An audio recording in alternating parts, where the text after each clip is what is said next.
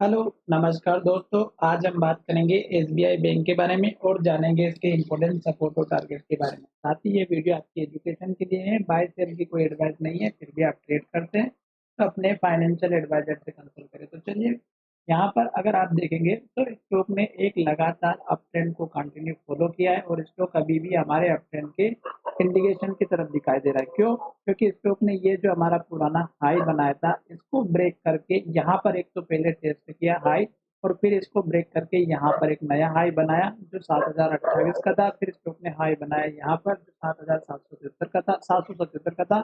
फिर हाई बनाया 793 रुपये का। और स्टॉक ने जब हमारा इस हाई को ब्रेकआउट किया तो हमारा जो सपोर्ट लेवल बना था, अगर आप उसको देखेंगे तो स्टॉक ने हमारा जो लास्ट का जो लो बनाया था हाई बनाने के बाद यहाँ पर बनाया था, और इस हाई को बनाने के बाद स्टॉक ने यहाँ पर लो बनाया था।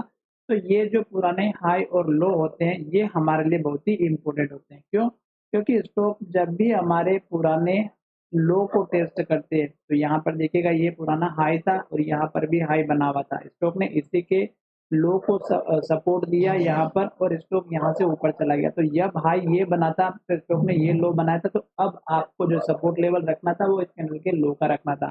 फिर स्टॉक ऊपर की तरफ गया और हाई बनाते हुए यहाँ तक नीचे आया। तो इस कैंडल का जो लो था ये हमारा 737 का था। तो अभी हमारा स्टॉक का सपोर्ट लेवल यही बना हुआ है, क्योंकि स्टॉक ने आज के दिन अगर आप देखेंगे तो इस कैंडल के लो को टेस्ट किया है, जैसा कि यहाँ पर आपको दिखाई दे रहा होगा, और स्टॉक ने हमारी हैमर कैंडल भी बनाई। अभी लगातार अगर आप देखेंगे तो स्टॉक ने 1, 2, 3, 4, 5 दिनों तक स्टॉक ने लगातार हाई बनाया और हर एक कैंडल का हाई हमारा बहुत ही बढ़िया बना था। और इस कैंडल ने स्टॉक ने रेड कैंडल बनाई थी और लो जैसे ही ब्रेकआउट हुआ स्टॉक में गिरावट आ गई। और यहाँ पर देखेंगे तो इस कैंडल का हाई था 793 का था और दूसरा कैंडल का जो हाई था 792 रुपए का था। और स्टॉक जहाँ से ओपन हुआ वहीं से स्टॉक गिरावट दिखाया और लो के पास क्लोजिंग हो गया। फिर नेक्स्ट ट्रेडिंग सेशन में फिर लो ब्रेकआउट हुआ और इसके साथ में लो बना। तो जब तक स्टॉक लगातार लो बना रहा है, अगर आप देखेंगे तो आज भी स्टॉक ने लो बनाया, पर स्टॉक ने एक पॉजिटिव हैमर कैंडल जरूर बनाई है। पर हमें इस कैंडल के लो का ही अपना सपोर्ट लेवल रखना है। क्यों? क्योंकि स्टॉक लगातार ट्रेंड में डाउन ट्रेंड में स्टॉक ने सपोर्ट जरूर लिया है, क्लोजिंग भी इसके ऊपर दी है।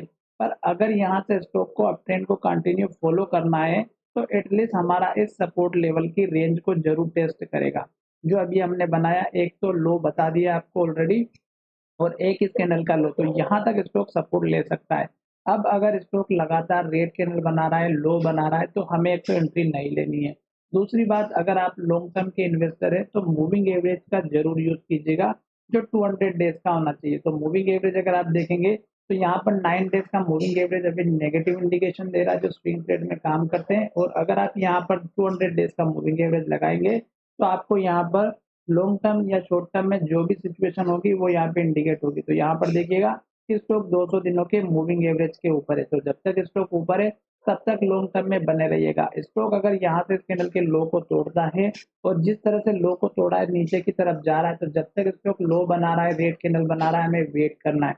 जैसे स्टॉक सपोर्ट लेता है और स्टॉक ऊपर की तरफ जाना स्टार्ट करेगा, तब मैं आपको फिर से सपोर्ट लेकर के जहां पर भी स्टॉक सपोर्ट लेगा मैं आपको वीडियो के माध्यम से बताऊंगा। और इस सपोर्ट के बाद में अगर आप देखेंगे तो स्टॉक का हमारा एक यहाँ पर लो बना हुआ था, तो ये लो अब आपका दूसरा सपोर्ट लेवल बनेगा जो यहाँ पर दिखाई दे रहा है। अगर ये लेवल टूटेगा तो फिर स्टॉक यहाँ जाकर के रुकेगा, जो हमारा बना है 660 रुपए का।